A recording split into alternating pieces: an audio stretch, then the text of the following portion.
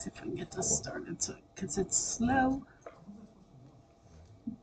I just turned it on. Wait till it comes up there. Okay.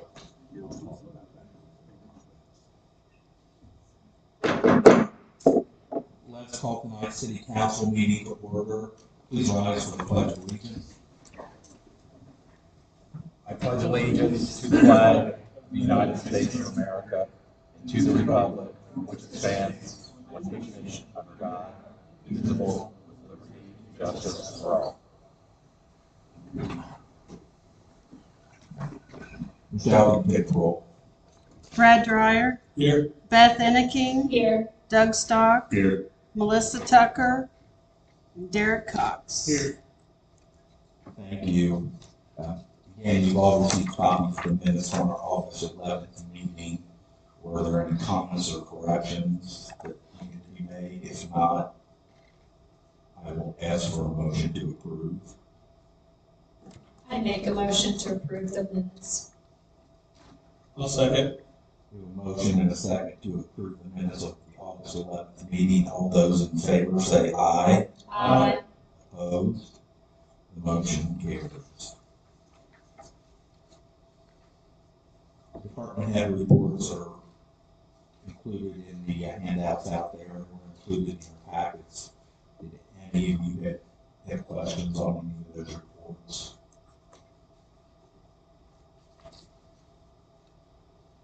Okay, we will move on then to Mayor's Youth Council, and I know we have two members here tonight. So I will just ask the two of you to take a turn at the mic, introduce yourself, tell us how long you've been on Youth Council and what committees you're on. Just have up the mic, thanks. Hi, I'm Kimberly Lynn, and this is my first year on the Youth Council. Sorry. Do you know what committees you're on yet? We on all of them, you're gonna be great. Yeah, I'll just give you a heads up. If you don't hit one, they're going to put on all of them. That's right. Okay. Thank you.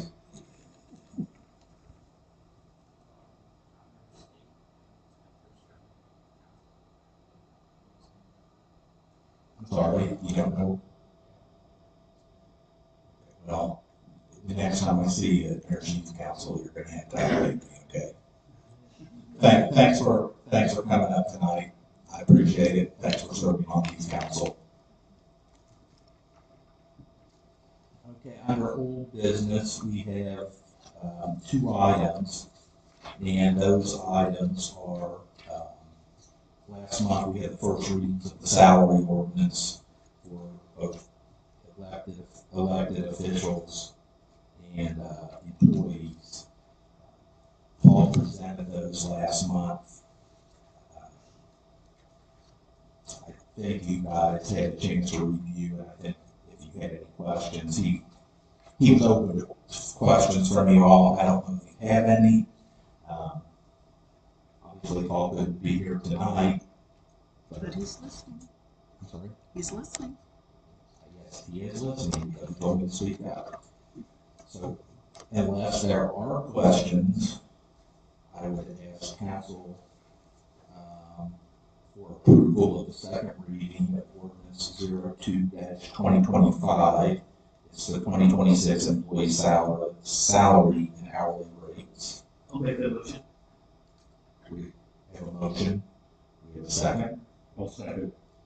We have a motion and a second to approve ordinance number 2-2025. All those in favor say aye. Aye. Opposed? The motion carries. The second ordinance that we have tonight is the ordinance to approve the 2026 elected official salaries. And that is ordinance number 03-2025. And what that does, it sets the maximum for the ordinances. Again, if there's anyone that has any questions, not, I will Ask for a motion to approve ordinance number 3, 2025. I'll make a motion to approve ordinance number 3, 2025. We have a motion, we have a second. I'll second the motion. We have a motion and a second. All those in favor say aye. Aye. Opposed? The motion carries. Under new business, we have 2 agenda items. The first one is resolution number 6, 2025. It's an update of our ADA transition plan. It's something that we're required to update every 3 years. You received a copy of the updated plan.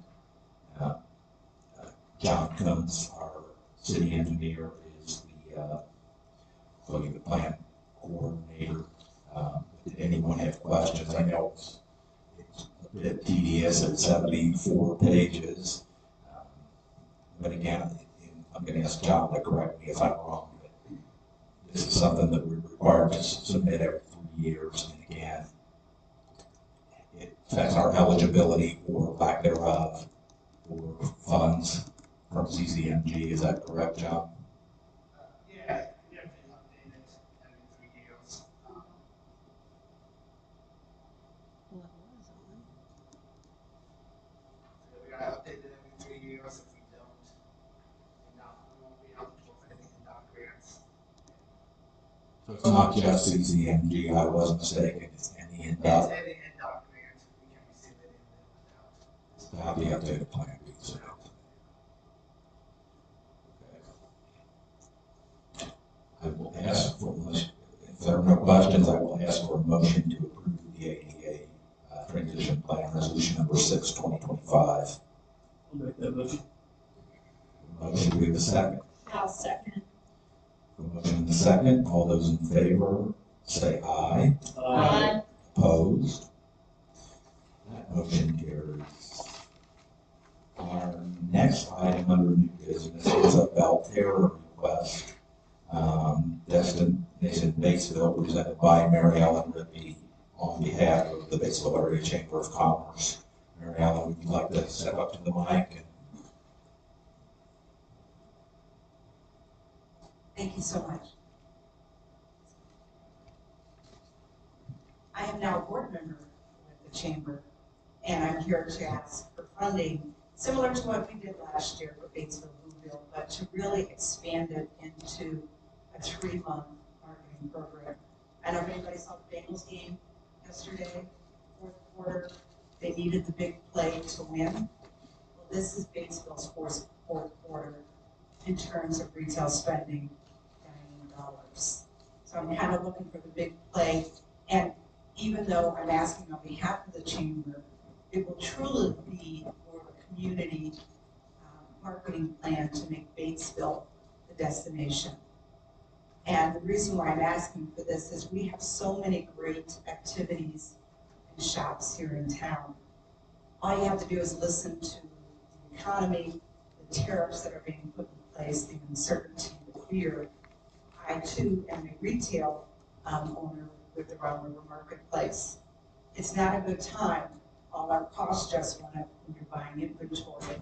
I have dealers that resell, but we also buy new items.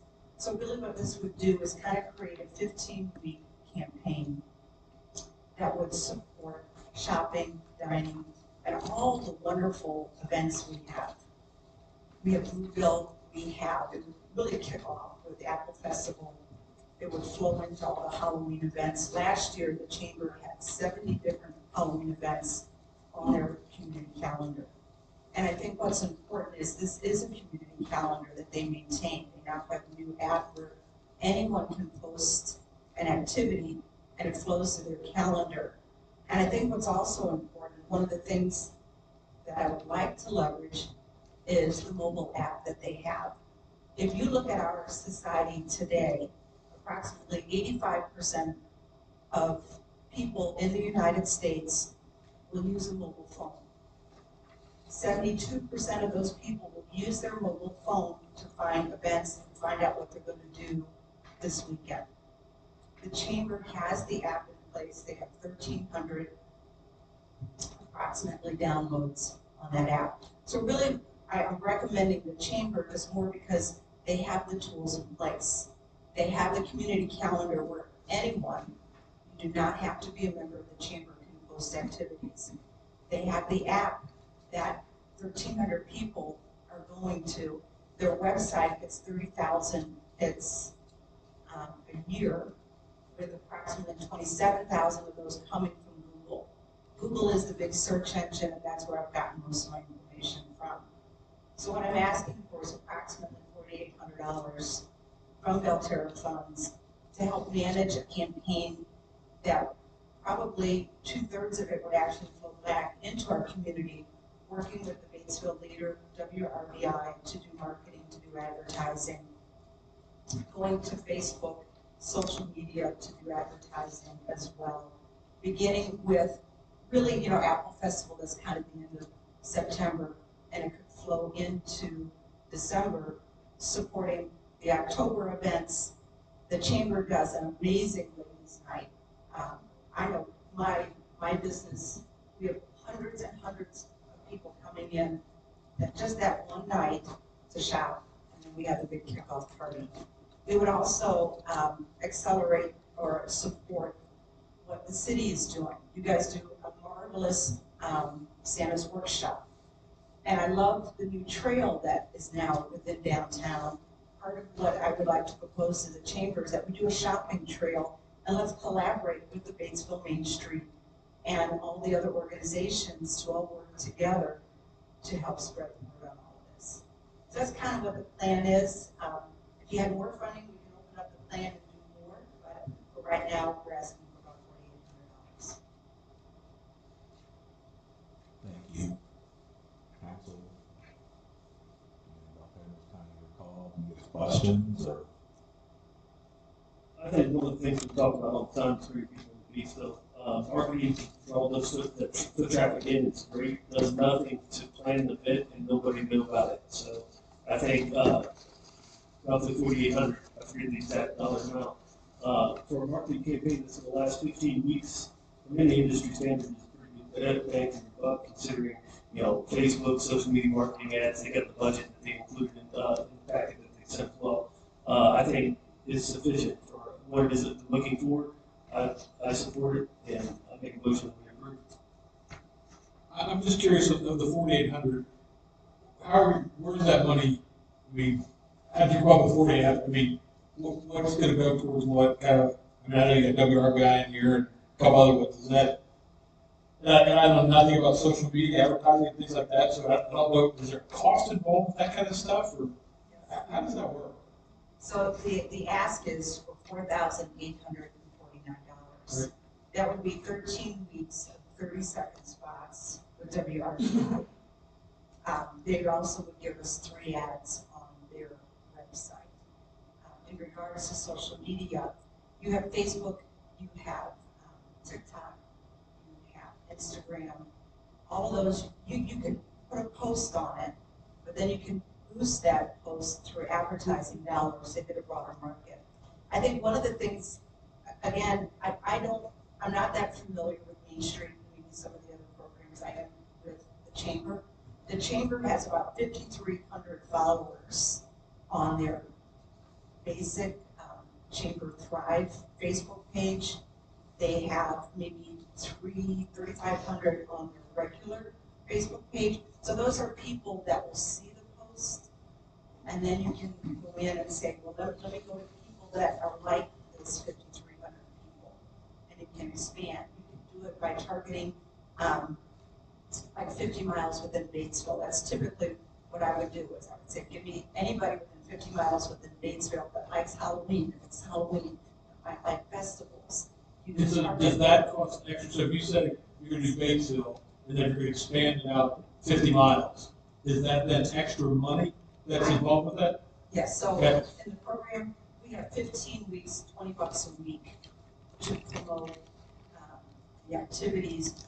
Or what part of the promotion is would be to promote the Chamber's app, so you get more people downloading the app. I don't know if everybody should download it here.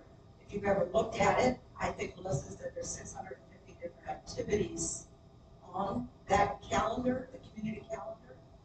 It's not all for October, but it's spread throughout. So it's gaining awareness. Part of it is to create awareness for these 80% of the people that are looking on the mobile phone to go to the Batesville, download the app, and find out all the great things. Like Oats Farm, they'll get 12,000 people that come into their farm for their pumpkin festival.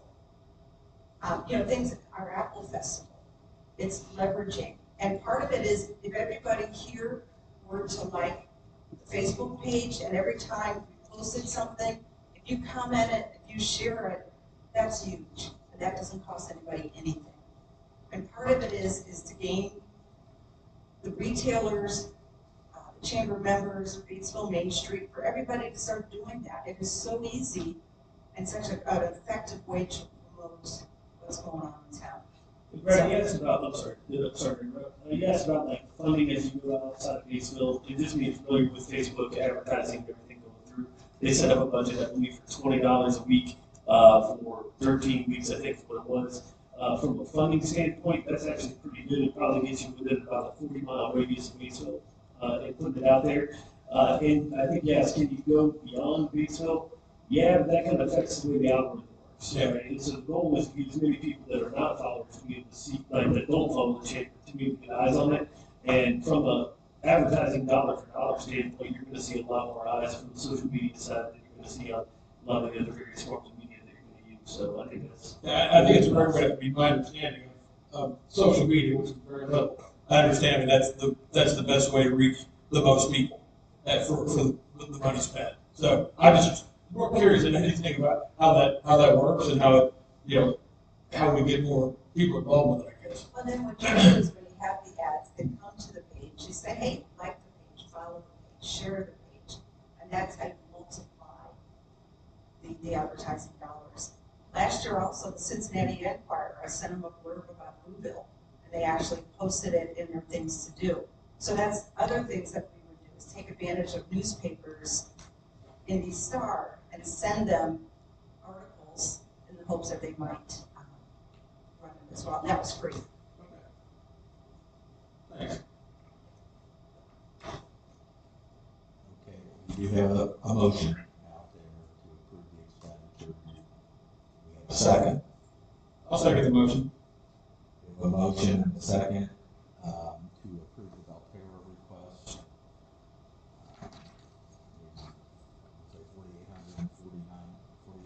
$4,849. All those in favor say aye. Aye. Opposed? Motion carries. Thank you all very much. And thanks for passing the street closure for the trail here.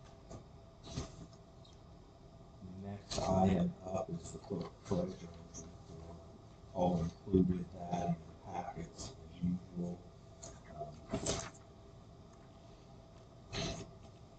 Any questions on that? Comment I will have is just a reminder that the budget meeting on September 24th at 6 p.m. If there are no questions on the enclosed treasurer's report, we need a motion to approve claims. I'll make a motion to approve claims. Second that motion. We have a motion and a second to approve tonight's claims. All those in favor say aye. Aye. Opposed? Thank you. Motion carries. Next question, or next item up is, we have citizens in the audience tonight that would like to address council. You see a gentleman shaking his head. Jerry, correct? Jerry, you have to step up to the mic. And if you could tell me your full name. Live out here in Fieldstone addition off of Coon Hunters Road. We moved back here about 6 years ago, just before the pandemic. Built a new house, had a small farm up near Muncie, Indiana, and we taught school up there all those years. I'm originally from Sullivan, graduated from there. Batesville, not our friends at that time in basketball, but we love it here, and we're having a great time now that you are here. I would also love to thank the town of Batesville for their veteran banners they have up in town. I know other places do it, but my dad has been hanging out here in front of the building all summer long as a World War II vet, and I'm extremely proud of that. My brother also, he's gone now 7 years, a Vietnam vet, brother-in-law that have banners here in town. Batesville, by putting the hanging baskets and the flags with those banners, sets them apart from other places to do that. And it is just fabulous, and I really appreciate that. My real reason for being here tonight is that we bike a lot. I do and my wife from Fieldstone up here around the park, Pullman, around the park all the way out to Greenwoods. I have what I call my racetrack, about 2.5 miles that I go round and around. And I have to cross Pullman, Delaware, that crossing. And there is a stop sign for on Pullman. And it just seems to me like there's a lot more traffic because of all the, on Pullman and Delaware, because of all the park and the baseball and the soccer and then Liberty Park. And I may be wrong about that, but I would love to see the people in Delaware at least have to slow down a little bit and maybe put a stop sign there also and make that a four-way stop. I may be wrong, and maybe you'd have to do a count or something on that, but it just seems like not only does Pullman go across there, but the bike trail also crosses there. So at the same place, same location. And like I said, I go across there 4 times every time I'm out here on the bike, and I have to really be careful on that. And my request is, would the town of Batesville think about at least looking at that and making that possibly a 4-way stop instead of just the stop signs on Pullman. So that's my reason for being here. And again, I thank you for your time and really appreciate the town of Batesville and what they've done with the veterans and the banners hanging out here. Thank you so much. So the intersection of Pullman and Delaware, correct? Yes. Okay, that's what, okay. And Pullman has stop signs. Pullman has stop signs, they have, but Delaware doesn't have them. Okay, thank you. You know, the bigger issue with that, I mean, but there's gotta be a bunch of kids going there for the soccer fields. Oh, yeah. I mean, and coming from there back over. It's right there by the bike. Yeah, I know where you're coming, I know you're biking at, and it's, I mean, my bigger concern is making that change when people have been flying on the Delaware Road forever and a day. But I think I don't know, it's something we probably should look into. Cause just, like I said, as that park expands with soccer and baseball, hopefully more kids riding bikes. I don't know if that's the case. As opposed to you guys riding bikes, but. Yes, not just us, but it's very busy. Because that would be a good way for the kids to get, I'm just thinking, across that street to come into town then as well. It's certainly something we can investigate, Jerry. Thank you. John and I'll get together. Appreciate it. You're welcome. Thanks for the nice comments. We appreciate that too.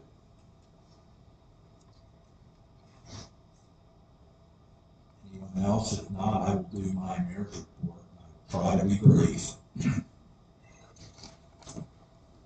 Excuse me. Construction update.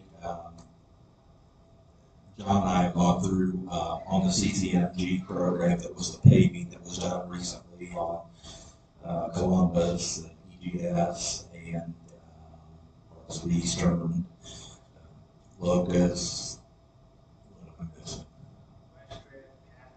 Western and Catherine. That was all part of last year's CCMG program. That is complete. On CCMG, the 25 program, concrete work has started.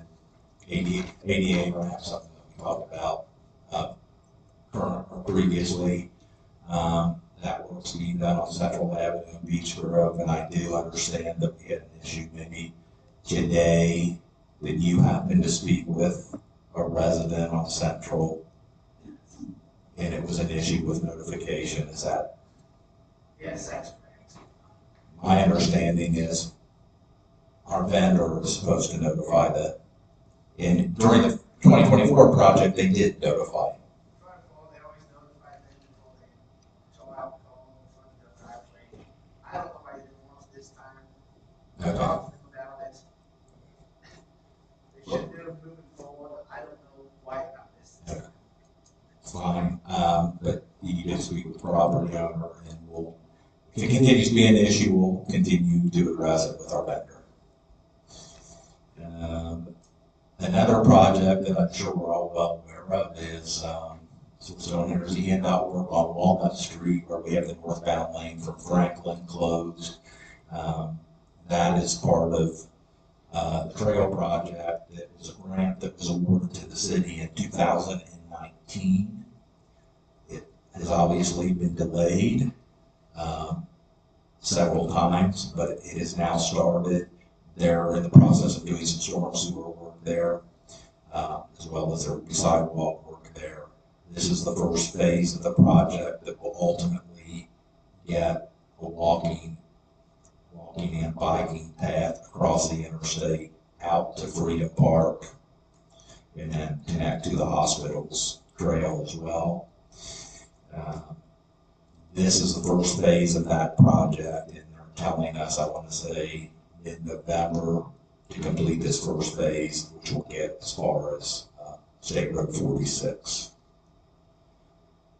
The next item, this has been frequently mentioned, and I frequently get calls on it. Derek happens to live out in the neighborhood, and this is the railroad crossing project on the entrance to Hillendale. I did finally get to speak with the a representative from the railroad. They are insisting that that project is still on schedule for this fall. They were insistent that it was on the schedule for last fall at this time as well. I did ask if he could give me a more definitive answer. I have not received that yet. It did tell me that the project is still on schedule for the fall. One other comment I just want to bring up, especially when we're talking about trails and we're talking about pedestrians, we're talking about bikes. Again, I frequently see comments when I choose to look about, does the pedestrian have the right of way when they're crossing 129 or 46? And I would tell you, if you see the lights flashing, the pedestrian has the right of way. I will also tell you, if you're a pedestrian, don't assume that traffic's going to stop.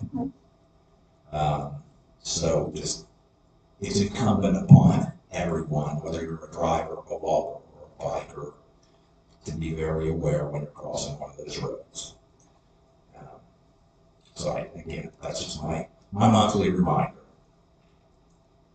I will be meeting tomorrow morning, or at lunch tomorrow, with Representative Lindsay Patterson to discuss some of the impacts of Senate Enroll Act 1, which is the state budget bill. I think we all know that there probably needs to be some changes or some modifications to that bill as it moves forward over the next several years, and we just want to have an opportunity to speak with her to see how those changes that we feel need to be done can be addressed.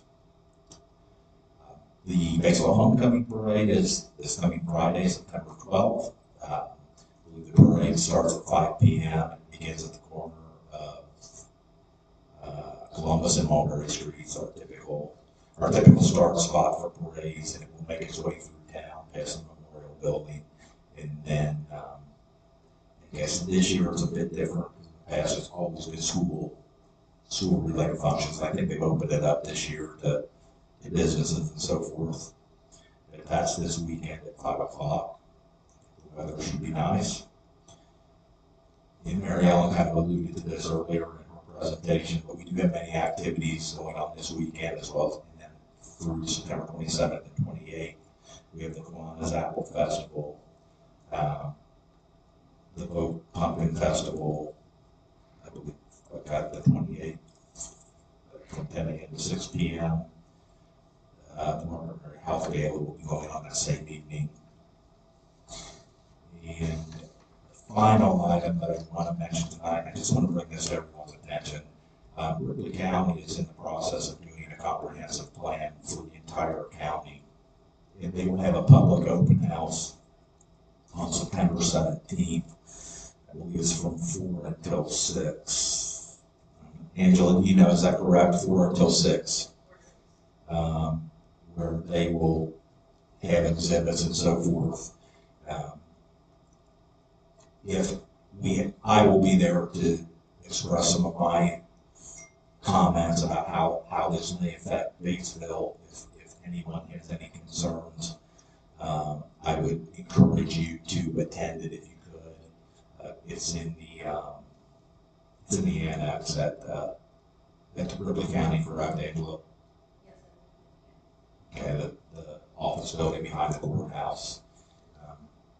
But I would encourage you, if you have concerns about what the county may or may not have planned for the north end of the county that would butt up to the city, I would hope that you could express concerns. If you can't go there and you have any concerns, feel free to reach out to our office as well. We can express those when we're down there. That is all I have for tonight. So that concludes our agenda. Unless anybody else has anything, our next regularly scheduled.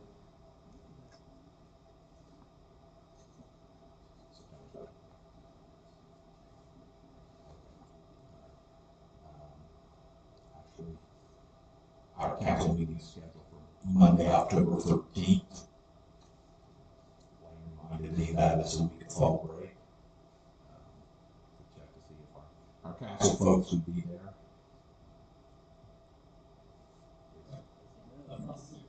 Okay, all right. If we don't have anything else, I will ask for a motion to adjourn. I'll make a motion to adjourn the meeting. Second. We have a motion and a second to adjourn tonight's meeting. All those in favor say aye. Aye. Opposed? The motion carries. The meeting is adjourned.